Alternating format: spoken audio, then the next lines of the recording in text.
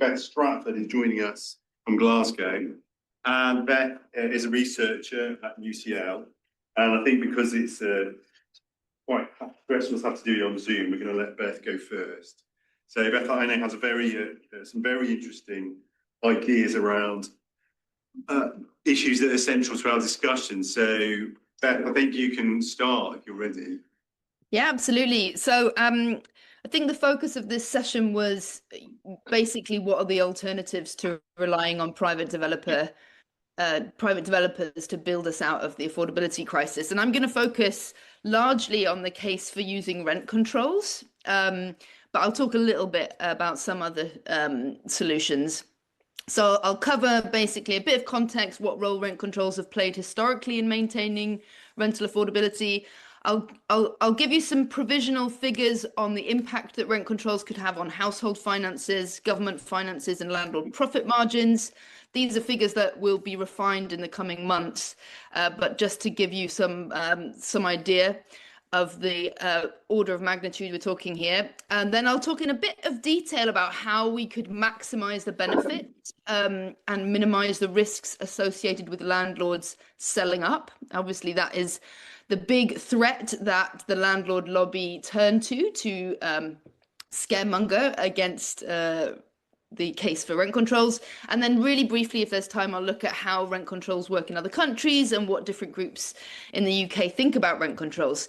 So many of you will have seen something like this graph before. This is showing housing costs as a proportion of household income for different tenure groups.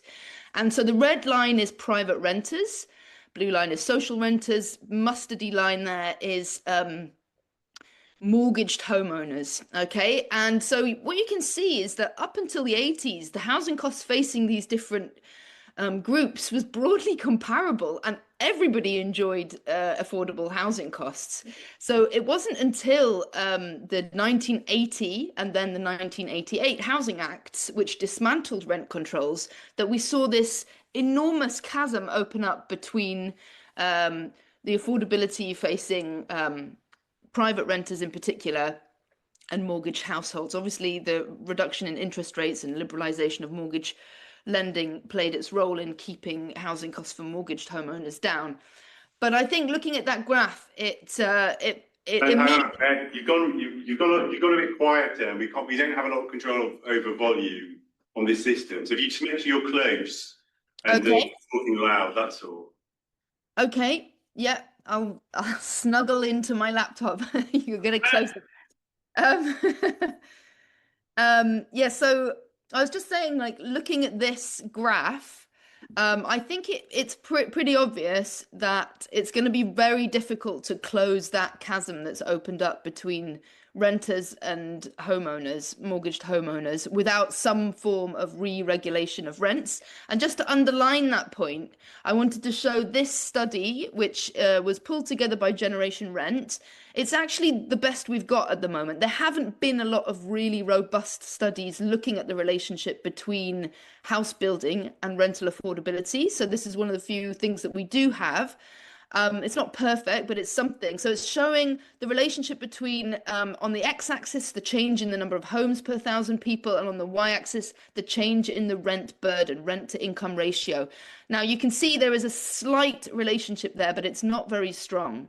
So if we're going to be relying only on new build to solve the rental affordability crisis, it doesn't look like it's going to be going anywhere anytime soon. In fact, if that relationship holds, then even if the government manages to achieve its extremely ambitious target of building 1.5 million homes in this parliament, which, spoiler alert, it probably isn't going to manage, then the rent to wage ratio is going to fall by around 1 percentage point. And just to put that into context, for households in the poorest quintile, rents on average eat up 59% of household income. So if we're talking about getting from 59% to 58% of household income, it's not really going to touch the sides of this crisis. So by contrast, I wanted to run some modeling to look at the potential impact of reintroducing some form of rent controls. Now, I have modeled lots of different forms of rent control, including quite sophisticated versions of rent control that take into account the quality, the location, the size of the house. But it would be quite complicated and slow for me to explain the details of that kind of model. So just for the sake of an example that's very easy to get your head around, if we'd frozen rents in July 2022, they would be 20% cheaper, lower by now.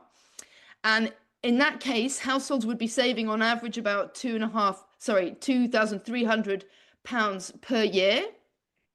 And in that 3 years, we'd have pulled about 230,000 households out of poverty. These are figures just for England, by the way, based on the English Housing Survey. As I say, they're provisional, but it gives you an idea of the scale of benefits there for households. What about government finances? The graph there at the bottom shows how the housing benefit bill, the amount of housing benefit being paid to private landlords ballooned after the deregulation of rents. So clearly, re-regulating rents would have a positive impact on public finances. I calculated that if we'd frozen rents in July 2022, by now we'd be saving £1.3 billion in housing benefit annually. And we'd also put about £11 billion of purchasing power back in the pockets of ordinary people. So then they'd be spending in their local area and, of course, boosting future tax revenues. What about landlords? Okay, well, this graph here is showing the interest cover ratio, which is the ratio of real rental income for landlords as a proportion of their mortgage interest cost, the cost of financing the home.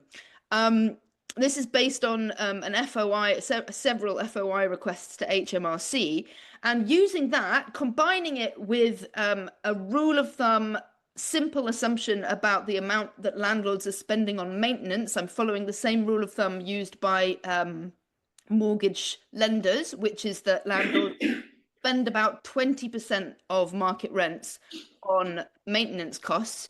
So using that data, this is for all of the UK, by the way, and it's for about a million mortgage landlords, so it's pretty reliable data. I found that the median landlord profit margin in 2021 to 2 was 68%. That compares to about 9–10% average profit margin for UK businesses, and it doesn't consider capital gains. And as you'll know, for the last 30 years, capital gains in many cases that's increases in the value of the house, obviously, in many cases have actually outpaced annual rental income for landlords. So it's a considerable amount that is not captured in this HMRC data. But on the basis of this analysis, I've estimated about 5% of landlords have pre-tax profit margins of less than 20%. Okay, so in that case, a reduction, effective rent freeze leading to a reduction in rent prices of about 20% would potentially cause about 5% of landlords to see an end to the profitability of their rental let. So we have to think about what those landlords would do and how we would manage their response. Some of them would definitely stay in the market because they want to see, hold on to the property for other reasons. They want to see the capital gains, but some of them would, of course, sell. So let's translate that number into the actual number of tenancies, okay? Because different landlords have different numbers of homes in their portfolio. I've estimated that 20% real terms rent cut would make an additional 22,000 tenancies unprofitable. That's about 2% of tenancies. And within 6 years, the government would actually save enough in housing benefit to buy all of those homes outright. I'm not saying that that's how they should spend the money. It would make more sense for them to offer local authorities and housing associations and cooperatives grants towards the purchase of homes so that those buyers could buy more. But anyway, that's just to give you a sense of how quickly the savings would stack up. And then I also just wanted to put that in context by comparing with recent government policies and Bank of England policies that have also impacted landlord profitability. So for comparison, the last government's tax changes for landlords made about 12,500 homes unprofitable, and the interest rate rises following Truss's budget. This is quite crude, but I estimate about 18,000 tenancies were made unprofitable by that. So I just wanted to raise that to show that the government has been willing to do things that impact on landlord profitability, just not the things that would actually benefit tenants themselves. So let's just think about what benefits and risks might be associated with landlords deciding to sell up.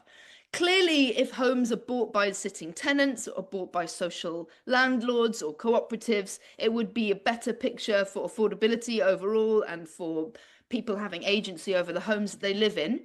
But we need to think about what kinds of policies would help to steer landlord decisions towards more beneficial outcomes like that.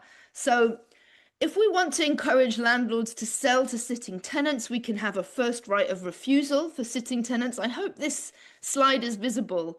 It might be a bit blurry because I'm sharing my screen. Yeah, we already, places like France and Germany already have a first right of refusal for sitting tenants. If we want to encourage landlords to sell with tenants in situ so that they don't evict tenants in order to sell, you can put in place compensation for tenants who are forced to move through no fault of their own to cover some of the costs and the disruption that comes with moving house. That kind of compensation already exists in LA and San Francisco and other places.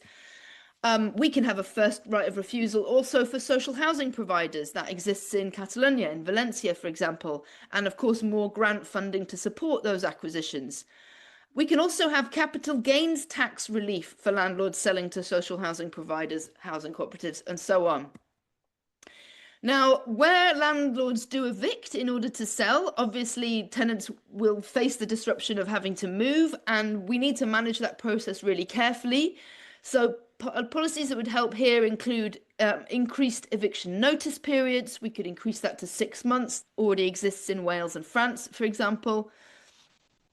We can also use an increase in capital gains tax on landlords here. And the reason for doing that is not only because landlords have made about 400 billion in capital gains over the last 20 years, but also if the pace of sales is too fast, then what you can do is you can commit to a schedule for reducing capital gains tax over time. And that will encourage landlords to stay in the market for longer in the expectation of being able to enjoy more of those capital gains in future. And there do exist analogous time-based capital gains systems in place in other countries, in Germany and New Zealand, for example. At the bottom there are some scenarios which could lead to a shortage of homes to rent. So if homes are bought by other tenants, in general, if a tenant is an aspiring homeowner and they manage to buy a house, they will occupy that house at a slightly lower density than a house share would. Not always, but sometimes, because they'll have, keep a room spare for a kid that's on the way or whatever. Obviously, if homes are bought as second homes, that's the absolute worst case scenario. But there's a lot that we can do to mitigate the risk of a shortage of homes for rent.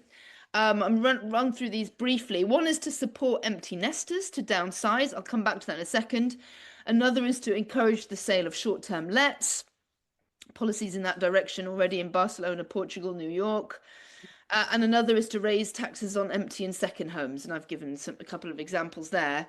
And just to give you a sense of the scale of homes that could be freed up from policies like that, this graph on the right-hand side there shows the total number of households, the proportion of households by the level of occupancy. What you can see is that about a third of all households now have 2 or more spare bedrooms.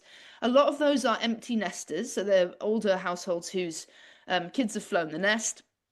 And we know from survey data that about a third of those under-occupiers are amenable to downsizing. And we, as you can see, we compared to the numbers who are overcrowded and homeless there, we only need a small proportion of under-occupiers to sell up in order to create a lot more availability in the housing stock.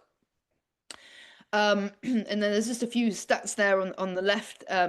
because I think it surprises people to know that we actually have about 20% more housing space per person than we did in the mid-90s, more homes, more bedrooms per person than ever before. The issue is basically that the housing stock has become more and more unequally distributed, and it doesn't really match the size of households today. So we've got too many large homes and not enough small homes. Just to say a couple of words on property tax reform, because not only would it encourage a more efficient use of the housing stock, it also potentially we could have some really progressive impacts here.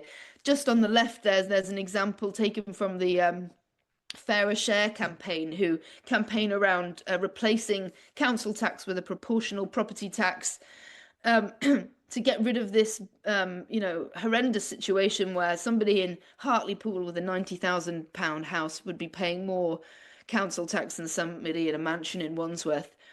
And by the way, the mansion tax introduced by Labour barely impacts this picture. It's such a marginal impact on that effect. Obviously, property tax reform can also be used to discourage the inflationary demand that we've got in our housing sector. So it would also help to dampen and stabilise house prices. Because I won't go into this because I'm sure it's been covered already today, what a huge proportion of homes are now being bought as additional dwellings, second homes, holiday lets, and so on. So just to come back to this and finish off this slide, at the bottom there is, of course, this potential impact that landlords selling in large numbers or rent controls in general might reduce the construction of properties for rent. There's actually the evidence for rent regulation reducing new housing construction is weak or non-existent, but nevertheless, it's worth mentioning that if we do see an impact there, we can have a time-limited exemption for new build, and we can invest more in social house building, of course. And I'm sure others on the panel will talk about how critical this is, but just on that last point, it's really important to just recognize that speculative developer-led construction isn't going to solve the housing crisis. And getting your head around the way that the existing land market works, when the residual pricing system works, helps to explain that. So this diagram on the left sort of shows how developers go about bidding for land. What they do is they'll start with the overall price that they can expect to get for the finished house on the open market. They'll deduct their standard profit margin. They'll deduct what they're going to spend on affordable housing and infrastructure provision. They'll deduct the actual cost of build. And so you can see from then whatever left over is what they'd bid for the price of land. So you can see from that diagram already that it's developer B who is, bullish and confident about wriggling out of its affordable housing contributions and willing to sort of scrimp on build quality. That's the developer that is going to win the bid. And that is why the system itself systematically inflates land prices. It's also why it makes very little sense for the government to say, oh, well, we've got to, developers are having such a difficult time, we've got to lower the the demand for affordable housing, and that will enable them to build more houses. All it's going to do is inflate the value of land, as you can hopefully see from that. And then I just wanted to raise this Competition and Markets Authority analysis, which from 2024, which concluded that the speculative house building model means that private developers do not collectively have the necessary incentives to build houses at the rate required. The private market will not, on its own initiative, produce sufficient housing to meet overall housing need, even if it's highly competitive.